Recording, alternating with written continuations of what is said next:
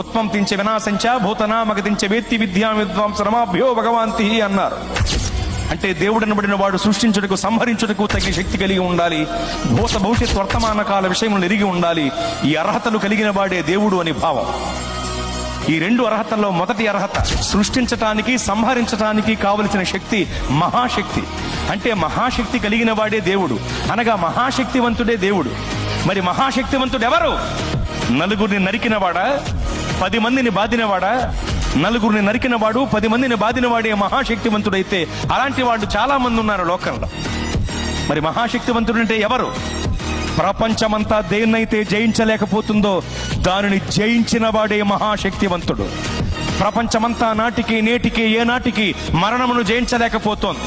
మరణమనే మహమ్మారి మర్యాద లేనిదై మానవ జాతిపై విరుచుకుబడి మరణ మృదంగాన్ని మ్రోగిస్తూ విజయ వికటట్టహాసం చేసి వెర్రవీగుతుంటే, మరణమనే మహమ్మారి యొక్క పీచమణిచి దాన్ని ముళ్ళు విరిచి మరణమును జయించి తిరిగి లేచిన మహాశక్తివంతుడు యేసు ప్రభువు వారు మాత్రమే. ఓ మరణమా నీ ముళ్ళు ఎక్కడ, నీ విజయం ఎక్కడ? నీ ప్రభువు అడిగితే మృత్యువుకు ముచ్చెమటలు పట్టాయి.